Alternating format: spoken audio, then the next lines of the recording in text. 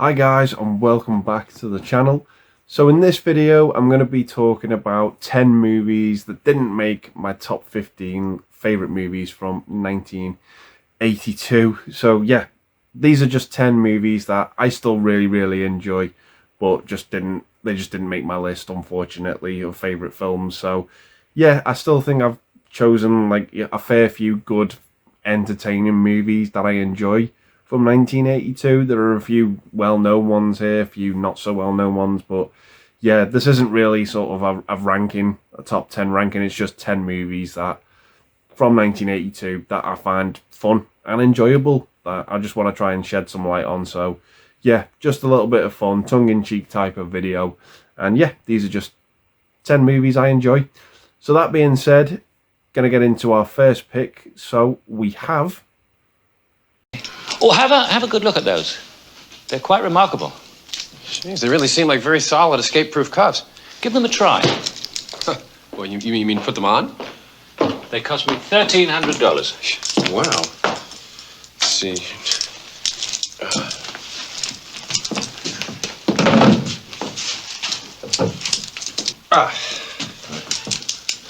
Firmly manacled? Yeah, sure seems that way. Now, turn your wrist like this. Yeah. Right. Now, turn, press, pull. No, you're not doing it right. It's got to be all in one single movement. Just okay. Turn, press, turn, press, pull.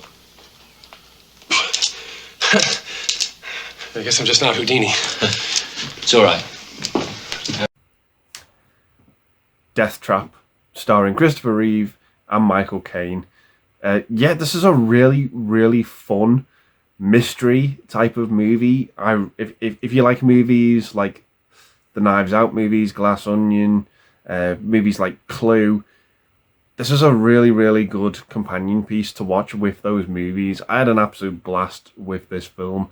It is chock-a-block full of twists and turns, and I think Christopher Reeve and Michael Caine have amazing chemistry in this movie. Michael Caine in particular, this is a very underrated movie from him. It's just a really enjoyable film. I have an absolute blast with this from start to finish. It's not boring at all. It just keeps you guessing as you go through. And yeah, it's just a really fun movie. So that is Death Trap. So coming up next, we have...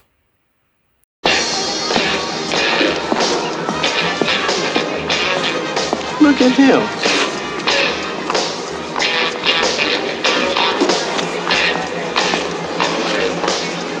That's what it looks like. Let's do it.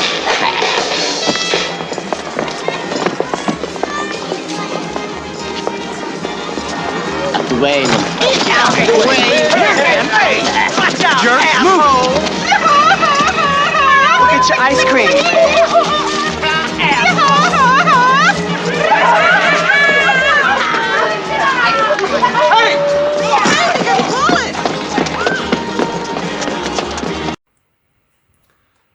Death Wish 2, starring Charles Bronson. So yeah, this is a really good follow-up.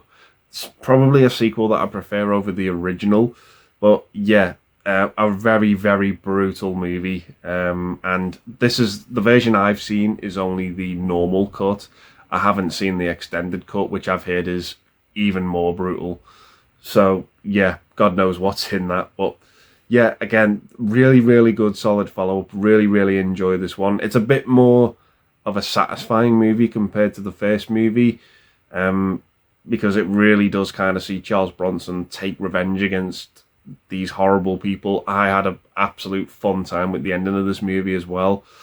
One of the villains is he just kind of seems unbeatable, but yeah, it's a very satisfying ending. Really enjoy this one. It's not for everyone. Again, you know, it's one of these movies that's kind of tough to watch at times, but I still enjoy it. I have fun with the Death Wish movies, and the second movie is a great sequel. So yeah, that is Death Wish 2.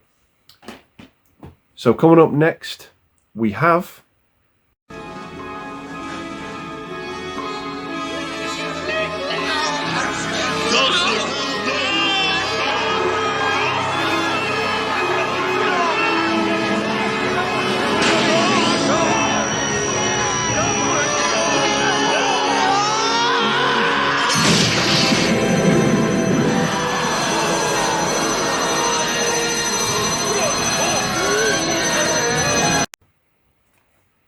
Jim Henson's The Dark Crystal. This is going to be a movie that, for a lot of people, it's going to be a childhood staple movie. You know, overload of nostalgia for this film. I didn't see this movie until I was probably in my late 20s, maybe mid to late 20s, for the first time, I think. I really, really did have a good time with it, but I just don't have the nostalgia for it. I think it's a really good, solid movie. I think the puppetry work in it from the Henson Company is just top notch for 82, for a movie of that age. And yeah, it just looks really, really good. All the creatures, the creative characters in the movie really stand out. The movie looks good. It's got some great music in it. And yeah, it's just a good, solid family film. Really, really enjoy it. Directed by Jim Henson and Frank Oz. So yeah, I have a really good time with this one, despite not having any nostalgia for it. So that is The Dark Crystal. So coming up next, we have... Are you ready for sentencing? Yes, we are, Your Honor. The court sentences you to 2 years. It isn't enough. Sentence to be suspended. The defendant is remanded. Yes, you can. Thank you, Your Honor. Bailiff next. Wait a minute! Come on. Wait a minute! Order! Order in the Get away court! with it! I said order! You can't let him get away with that! You are in contempt! This guy killed my kid! Did you hear me? I said order!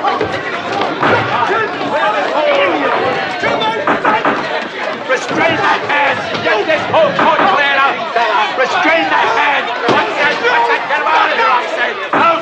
Restrain him! You are in contempt! 30 days! Get him out! Vigilante. Yeah, this was a movie I went into knowing absolutely nothing about it, and it really, really blew me away. Really good, solid movie. I think with what you expect from this film, the title says it all. It is very much kind of following someone who's been very hard done by the justice system and tries to take the law into his own hands. And yeah, it's a very, very good movie. Very much cut from the same cloth as the Death Wish films. But this one stands on its own 2 feet and is still a really good movie as well without being a blatant rip-off. It's just a really good, solid movie. Great performances in it as well. Really good cast. And yeah, it's just a really good standalone vigilante movie. No pun intended. But yeah, really solid film. Really enjoy this one. So that is Vigilante. So coming up next, we have... You know your book has been #1 here on the bestseller list for 12 weeks. 12 weeks? 12! Already 12 Yeah, weeks? yeah. That's amazing, amazing. Pleased with your agent? Oh, terrific, great, incredible, fantastic, Come on, stupendous, say unbelievable. something nice about me. Tell me, where's Anne, my secretary? You know, she's quite a girl, that Ann. 6 days over here, she's got the whole town wired for you and got a great place for you to stay. She promised she'd meet me here. She's downstairs. I didn't want them to think you had an entourage. They love your books, but they hate success. Ah, that's interesting. Very, very interesting. Hey, Boomer, there was a fellow in the corner. He was a... Well, actually, he never said a word. Tall, thin guy? Yeah, that's it. Cristiano Berti. He's a book reviewer for Channel 1 TV. He's a big fan of yours, and we tape a show with him Thursday. Mm-hmm. Dario Argento's Tenebrae. So, yeah, this again is probably one of Dario Argento's best movies. It's probably not my favourite. I think that crown, for me, goes to Suspiria.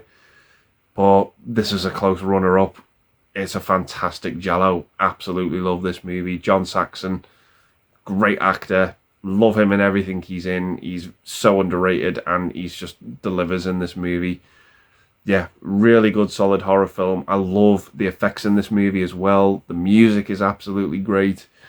Again, yeah, it's just a really good, solid Dario Argento film. Absolutely love this one. So, yeah, that is Tenebrae.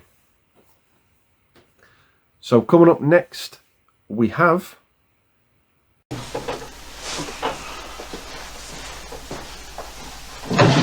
Did you find out anything in Washington?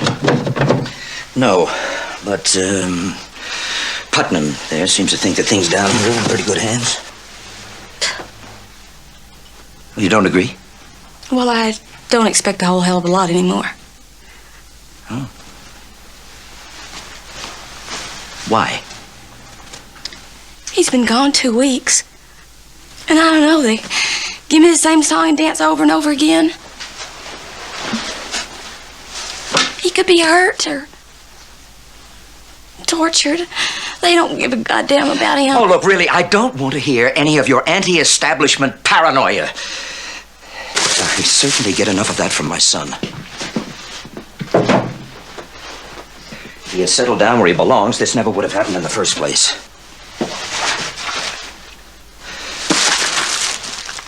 Please don't cry.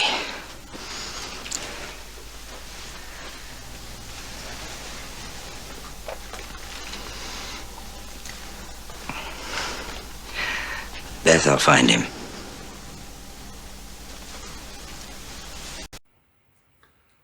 Missing, starring Sissy Spacek and Jack Lemmon. Very, very good political drama, this one. Yeah, it stars pretty much Jack Lemmon, who plays the father of this filmmaker who goes missing, and Sissy Spacek plays his son's wife in the movie, and it's kind of about them just constantly on this constant quest to try and find him and bring him back home safely. I'm not going to spoil the outcome of this movie. It's just so well worth your time checking it out. Probably one of my favourite Jack Lemmon movies outside of movies like The Apartment and Some Like It Hot. Really, really awesome film. Really recommend this one. Not to be confused with the movie that came out, I believe, last year or a couple of years ago, Missing, the spin-off of Searching. But yeah, this is a great movie, great political drama, great performances, and yeah, just a solid story, based on a true story as well. So yeah, really good film. That's Missing. So coming up next, we have... All right, children, stay in line.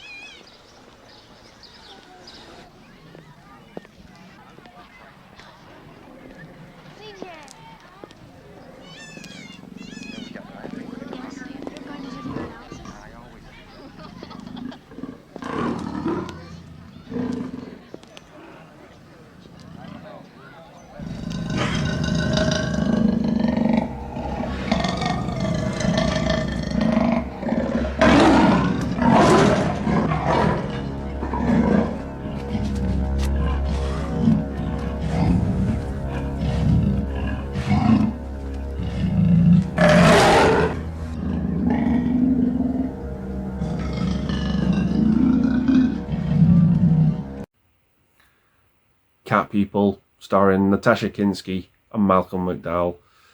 Yeah, really good horror film, this one. It's not a movie for everyone, I think, as well. It's not going to appeal to everyone's tastes, but yeah, I thought this was a solid horror film. I really enjoyed the sound design in this movie, really like some of the gore effects in it as well. But yeah, it's just this creepy, it's got this creepy vibe to it. Malcolm McDowell is just, yeah, absolutely kind of shocking in this movie. It follows this brother and sister who kind of find out a bit more about their past and what they are and who they are, and yeah, it's just quite creepy. Like I said, it's got a great cast as well. John Hurd, Ed Begley Jr. is in this movie as well.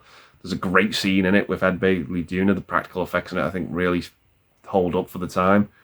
But yeah, it's just a little solid horror film. Goes under the radar a little bit, so yeah, quite enjoy this one. So that is Cat People.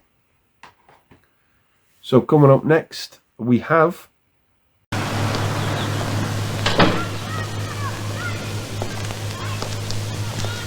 Just a minute. I'm looking for Dr. Davis. What's the problem? Well, my problem is that I want to talk to Dr. Davis. That one you've solved. Yeah, that figures. You were expecting an old coot with silver temples and a German accent? How unimaginative you policemen can be. It's about that maniac who loves to slash young girls to death, right? How did you guess that? I eat oodles of carrots. Never mind, let's get to the point. You want me to collaborate on the case, don't you? Yeah, more or less. I figure if I'm up against a maniac, I might as well have some expert help. The New York Ripper. Yeah, really good horror film, really good slasher. Got some great effects in it that still really hold up in my opinion.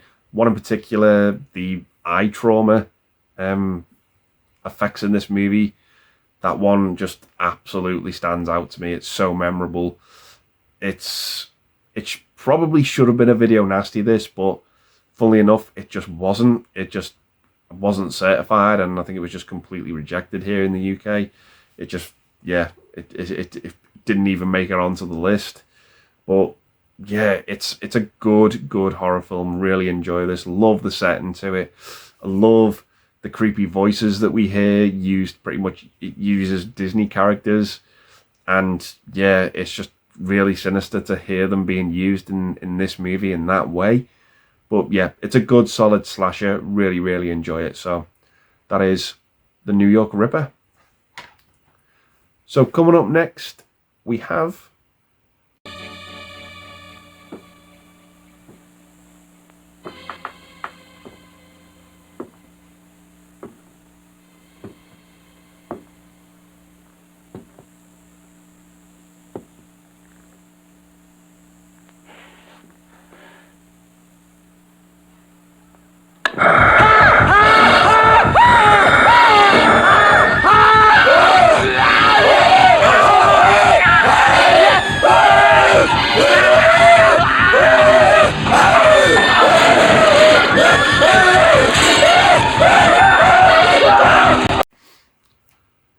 Basket Case. So I know this recently had a 4K release from Arrow. I've still got the DVD, but I'm quite happy with it. Yeah, I actually find this movie pretty messed up and pretty disturbing when I get into its plot. It's sort of about the separation of these two conjoined twins. One of them, he looks pretty normal, but the twin was just really deformed, and his other twin just carries him around in this basket. And what I find really freaky about this movie and what messes me up is the noise that this creature makes. I think his name's Belial, but yeah, it's the noise that comes from it freaks me out. I kind of find it reminiscent to Sleepaway Camp with that noise at the end. It just yeah, really gets under my skin. But yeah, this has got some good gore effects in it. It's quite silly now looking back on it, but I just have fun with this movie. It is what it is, and yeah, it's a good horror movie from '82 in my opinion. So that is Basket Case. So coming up next, and the final film we have is